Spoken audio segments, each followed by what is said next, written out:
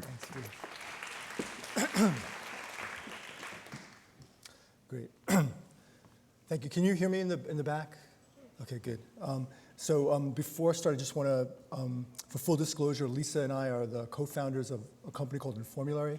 We provide data about the benefits, harms, and uncertainties of prescription drugs. Neither we nor the company take any industry funding. So before I go any further, I just want to thank everyone for coming to the conference and making it so wonderful and interesting. It's really wonderful, and we're so grateful to all of you for coming, so thank you. But I don't want to thank anyone for making us give a talk right after lunch on the last day of a 3-day conference, because it's bad to give a talk after lunch, right? Postprandial stupor is a well-established physiologic fact, right? Levels of awareness drop rapidly after lunch, right? In the civilized world, they call it siesta, right? But here, you're getting a talk on regulatory policy. We're talking about disease awareness ads, and I want to start, because to understand disease awareness campaigns, it's really good to start with sort of traditional direct-to-consumer drug ads. So this is a typical example. We've all seen them. The drug companies spend billions of dollars a year on marketing specific drugs to directly to consumers each year. So this one's typical. As I said, this is Allergen, and they're advertising their drug Restasis. And it's meant for people like the woman in the ad who are afflicted by chronic dry eyes, which means that their eyes sometimes feel dry or burn, and that they feel better sometimes when they put artificial tears in your eyes. Now, many of you may not have heard of chronic dry eyes disease, and many of you may not think of it as a disease at all, and that's a problem. Maybe not for you, but it's a problem for the drug companies, because people don't want to be treated if they're not aware that they're sick. If it didn't occur to them that blinking, and so on is sickness. And so what the companies are doing, Allergen and others are doing, they're launching these campaigns to convince people that the things that they're experiencing that they may not have noticed are actually signs of sickness. So everyone has dry, itchy, burning eyes now and then. This campaign tells them that these are actually symptoms of a possible disease. They need to see the doctor, and they may need medication. And the important thing about these campaigns is, unlike the first ad I showed you, they don't mention the name of the drug. That's key, because if you mention the name of the drug, that triggers all sorts of FDA oversight, looking at fair balance and accuracy, and also you have to list all the potential side effects of the drug. Now, these campaigns are a big deal. It's not just print ads, but they're also TV spots, websites. It's a big effort, and they can be really high profile. So, for example, this is a real one. They actually replaced the cover of Better Homes and Garden, which you may not know, but it's the 4th best-selling magazine in the United States.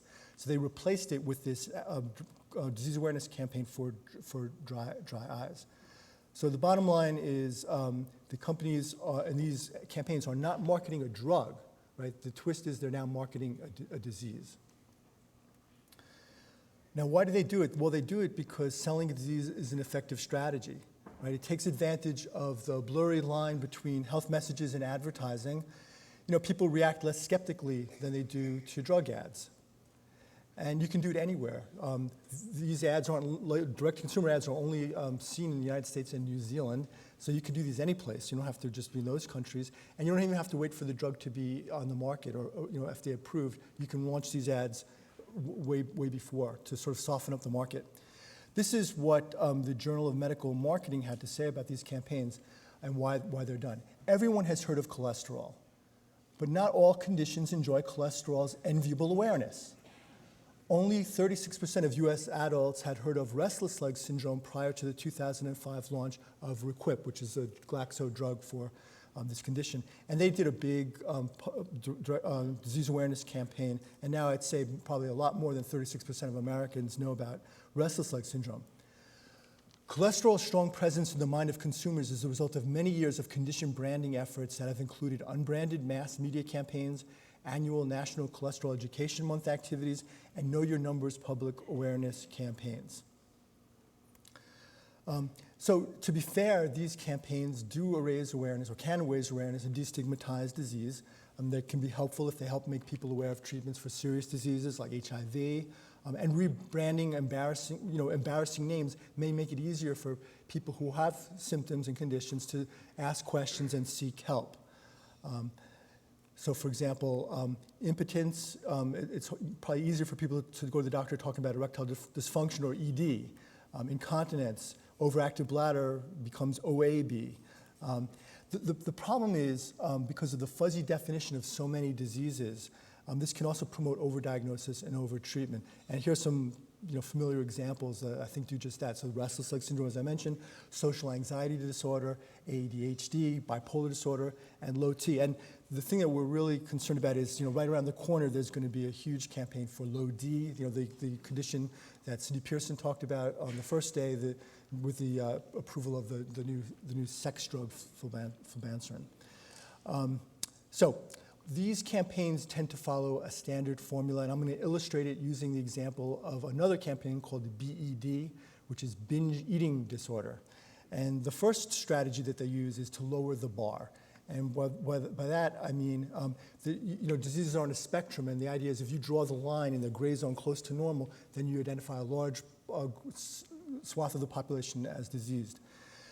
Now, in terms of binge eating disorder, everyone overeats sometime, right? But you're supposed to consider the diagnosis of binge eating disorder if you overeat more than 4 times a month, even if you're not overweight. And by overeating, it means that you continue eating even when you're no longer hungry. So to be, in full disclosure, last night at dinner, I felt pretty good, and then the dessert came and it looked really good, and so I had some.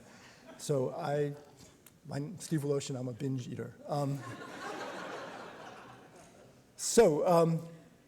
The next strategy is to raise the stakes. And what that means is to highlight just how dangerous this disease that you may not have ever heard of before can be. And in the case of binge eating disorder, the website says it can affect your ability to perform your role as a parent, a friend, a coworker, and is an increased risk to your general health. So the stakes are pretty high. And the treatment for this is a drug called Vyvanase, which is a drug originally approved for the treatment of ADHD. It's a stimulant, so it has a lot of important side effects. So there's no free lunch, if you'll pardon the mixed metaphor there. And then the third strategy is to spin the evidence, and that just means to imply that the drug effectively treats all the symptoms of disease and fail to mention side effects. So the rest of the talk is going to focus on the regulatory environment that makes these campaigns possible. So first, what are the rules about drug company disease awareness campaigns? And then secondly, we're going to make suggestions about how to treat a new condition that we invented, or we've branded, called low regulation syndrome, or LRS. And what are some of the ways to diagnose and treat LRS? The only official rules on the books for companies are from 2004 and FDA's draft guidance to industry. And these principles are still in effect, even though FDA recently withdrew the document for revisions. But currently, this is the only guidance industry has. And a lot of the advice in here is sort of about the appearance of the advertisement. So in order to, remember I said there's the disease campaigns where they mention the drug, and then these where you don't mention the drug. You can't make them look too similar, because otherwise that would undo this sort of wall. And you can't put them, they can't be contiguous. So if it's on page 1 of a magazine is a disease awareness ad, and then the drug ad is on page 3, that's no good. But the rules we want to focus on the content of these advertisements. So the first rule is that in general, disease awareness communications should avoid encouraging self-diagnosis and self-treatment, which is a good rule. The problem is, I think almost every major disease awareness campaign that we've seen violates that rule. So let's go back to dry eyes. Like all of these ads, they contain a self-diagnostic quiz. Take the questionnaire eye doctors use to help assess CDE, chronic dry eyes, and show your results to your doctor. This questionnaire, it's a quiz, it has 12 items. There are questions about how often you experience different symptoms. For example, eyes are sensitive to light all the time, none of the time, and so on. And then, so we think that this is clearly, it's an invitation to self-diagnosis and violates the spirit and the letter of the rules. And then you're supposed to take this information to your doctor. The idea is when you complete the quiz, the online site sends you the results to help you help your doctor make the diagnosis and write that prescription to get you treated. So I took the quiz, and I just answered no to everything. I said no to everything. I just was curious what would happen. And as you can see, my results, I got a 0, the lowest possible score. But what the feedback says is that your score indicates you may have normal chronic dry eye disease. So I don't know if Alan Francis is here. I know he wanted to save normal, but it's too late, Alan. So I have normal chronic, and therefore I'm supposed to share this report with my eye doctor. But don't be worried. There are treatment options available. So schedule a visit to your eye doctor today. Oh, and by the way, the ad also has a coupon to help you save money on artificial tears. Remember we showed the ad in the beginning with the lady using the tears, because this drug is approved because it increases tears in your eyes. But the problem is that the studies that were the basis of FDA approval showed that on average, people who used this drug used 4.5 eye drops a day, and the people, 4.5 eye drops a day if you use placebo versus 4.1 drops a day if you used the drug. So that may not seem a lot, I don't know, but let's just stop for a quick quiz here. What is the difference between 4.6 and 4.1? Anyone? 0.5, very good. Do we have it? Okay. Any dissent? Okay. Well, A, is it 0.5? Raise your hand. Very good. Okay, interesting. Okay. How about a 10% decrease? Anyone? Okay, that looks pretty good. Well, the correct answer is $1.6 billion. Because those are the sales for Restasis eye drops last year. So we see the same thing in all these campaigns. Let's just go back to binge eating disorder, since I'm a binge eater. And the difference here is now you have a celebrity. Now you have Monica Seles, the famous tennis star, and she tells you what happened, what are the symptoms that led to her diagnosis. And this is what, if you click on the thing, you hear her talking, and she says, after a long day at tennis courts, she found herself eating large quantities of food and felt bad about it. Of course, there's a self-diagnostic quiz. Here's the BED quiz. The screener asks if in the last 3 months you've ever eaten significantly more than what most people would eat in a similar period of time. If yes, whether or not you are distressed by it, you get a series of questions. For example, during the episode, did you keep going back for more food even if you're not hungry, like I did at dinner? And then, and again, it's really impossible to not be told to see your doctor. And then again, there's helpful hints. The website gives you hints about how to talk to your doctor, and you can hear Monica Seles talk about how to do that, to talk about your binge eating problem. So we've been talking about a couple of these sort of new, recent campaigns, dry eyes and binge eating disorder, but the poster child of disease awareness campaigns is probably the longest running campaign. It's been going on for about 8 years. It was just recently suspended by the company. And the most influential, in fact, the team that came up with the Is It Low T campaign recently won the Pharma Marketing All-Star Team of the Year award, which is like their Oscar. So that's important stuff. So Is It Low T is controversial because many people think that it's an effort to turn aging itself into a disease by linking a variety of symptoms like decreased energy, unwanted body changes, mood changes, sexual dysfunction, linking those things to aging, so that those things are related to the normal decline in testosterone that occurs with age.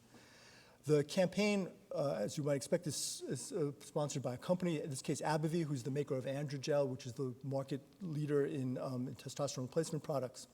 And of course, there's a prominent self-diagnosis quiz. It tells you, take the quiz. And the quiz, again, no matter how you answer the questions, you're told to talk to your doctor about getting tested.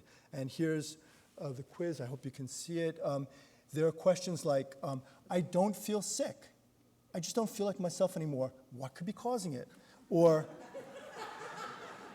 are the symptoms I'm experiencing and my other conditions related to low T?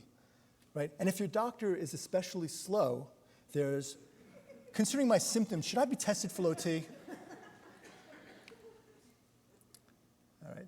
And by the way, since men are so notoriously bad about talking to their doctors and asking for help, there's even a separate section of the website to help spouses motivate their men to talk to the doctor about low T with a series of suggestions. So anyway, bottom line, disease awareness campaigns arguably violate FDA's guidance to industry by encouraging self-diagnosis and treatment through quizzes and extensive how to talk to your doctor materials and training. So now I want to talk a little bit about the next issue that FDA says, the guidance says that in general, disease awareness campaigns should identify the population at risk or affected by the disease or health condition. So the guidance, the problem here with low T is that the quiz casts an unreasonably broad net, right? When you think about testosterone, you probably think about sex, right? It's a sex hormone, but only a few of the questions are about sex. And even without any sex problems, it's really easy to be scored at risk. So here I answered, I only answered that I had a lack of energy, decreased life enjoyment, and a little grumpy. And that was enough, none of the sex things, and I was told to talk to my doctor about low T. So, sorry. Okay, seamless. So you may be wondering, what is the science behind the quiz? Well, I'll tell you what Natasha Singer found out and what she reported in the New York Times. More than a decade ago, a Dutch pharmaceutical company, Organon Biosciences, asked Dr. Morley to devise a screening questionnaire covering symptoms common to older men with low testosterone. The way Dr. Morley recalls the drug maker's instructions, they said, don't make it too long and make it somewhat sexy. In return, he says, Organon gave $40,000 to his university for research into the effects of testosterone on muscle. Along the way, Dr. Morley's quiz acquired an official name that emphasized its intended audience was older men, the Androgen Deficiency in Aging Males, or ADAM test.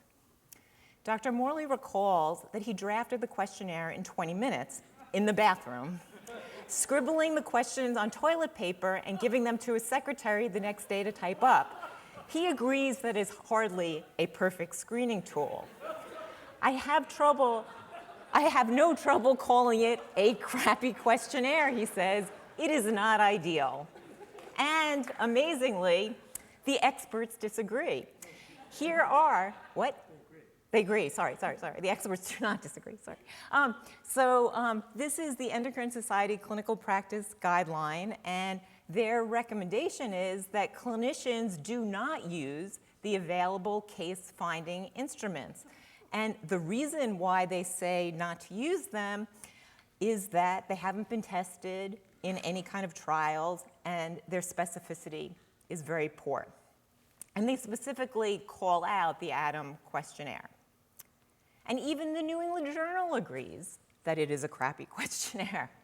In this study, which was a representative sample of almost 3,400 European men, the authors concluded that our results highlight the substantial overlap between late-onset hypogonadism and nonspecific symptoms of aging. The application of these new criteria, what their study found was that if they just used the sexual criteria and low testosterone, but none of the tired, grumpy, decreased sports, that would help to guard against the excessive diagnosis of hypogonadism and the injudicious use of testosterone therapy in older men. So we think that the disease awareness campaign also violates the FDA guidance by casting an extremely broad net through the use of nonspecific, or in this case, an invalid symptom quizzes which turn normal experiences into a diagnosis. Finally, the FDA guidance also says that the campaign should be clear and accurate about who might benefit from diagnosis and treatment. Unfortunately, the low T campaign clearly promoted testosterone for an off-label use. So back in 2002, the Institute of Medicine reviewed the evidence, which they found limited and insufficient, and then concluded that low T of aging was an off-label use for testosterone replacement. In 2014, there had been a lot of evidence about questioning whether testosterone caused heart attacks and complaints, and so there was an FDA advisory committee meeting about low T and whether to approve drugs specifically for low T. And at that point, some of the committee members expressed a concern that age-related hypogonadism had not yet been established as a disease condition. So not only was this an off-label use, we don't even really know that there's a disease to be treated here at all. Amazingly, finally, in 2015, the FDA officially declared low T of aging an off-label use. And in their announcement of the changes that were being required to all the testosterone products, the FDA said that they had become aware that testosterone is being used extensively to relieve symptoms in men who have low testosterone for no apparent reason other than aging. The benefits and the safety of this use have not been established. So, I mean, we know, though, of course, this is an implicit acknowledgement that they knew that this was going on for quite some time, but hadn't really done anything about it. Now, while the safety of testosterone for this use is unknown, it is known that testosterone does have some serious harms, particularly that it causes blood clots, deep vein thrombosis, or pulmonary embolism, and there's a concern that it may increase stroke or heart attacks, and we're in need of a definitive answer to that question, but there certainly is suggestive evidence, and the question of it raises PSA and whether it does increase prostate cancer. So this was a really big campaign, and unfortunately, there was a really big return on this investment. Here's a graph of sales of U.S. sales of testosterone products. And it's really a shame that it took so long and so many millions of prescriptions and billions of dollars for us to start to address this issue. So what you can see here is the really dramatic increase in U.S. sales of testosterone products. This is when the Low T campaign was launched in 2007, or officially launched. I'm sure there were other activities, and you can see how, while it's ecological, there is certainly an association with the increased rise. In 2012, $1.9 billion in sales, nearly 7 million prescriptions, and amazingly, despite all of the controversy, in 2014, it's hardly dropped off. I think there were still 6.5 million prescriptions in the United States. And unfortunately, it's not just the US. So it turns out that in Canada, there are wives thinking about whether their partner has lost that loving feeling, and they're wondering, is it low T? And in fact, there was a study that looked at worldwide prescribing and found that testosterone prescriptions have increased substantially in this same time frame in Canada, Mexico, Europe, and Asia. So the third violation, we think, is implying that the unspoken drug is FDA approved to treat the quiz symptoms that are causing you to have a diagnosis and to be treated, when that's not the case. So I'd like to wrap up with our advice on how to treat LRS. There is a real regulatory hole between FDA and FTC that makes campaigns like Low T possible. So FDA regulates ads, as Steve mentioned, only if specific drugs are mentioned or are uniquely identified. And if they find ads misleading, they can write letters and try to get the company to stop the campaign. They can fine them, but they can take some action. In the case where the drug is not specifically mentioned, the Federal Trade Commission or the FTC is supposed to regulate the ad. And here's how it played out in Low T. Well, FDA, despite receiving numerous complaints about the disease awareness campaign, failed to act on Low T, even though you could argue that the website mentions testosterone as the treatment in all its specific forms, which uniquely identifies the product. So it specifically mentions patch, tablet, roll-on gel, which uniquely identifies these testosterone products. But regardless of whether FDA chose to interpret that way, it is in FTC's jurisdiction to act, but they didn't take any action. And we spoke with FTC just to confirm this, but in fact, FTC has never taken action on any drug company disease awareness campaign. And we think this is a really important problem, that neither of the two regulatory agencies are watching these campaigns. So we are calling for an FDA-FTC meeting to set standards and lines of authority for regulating disease awareness campaigns.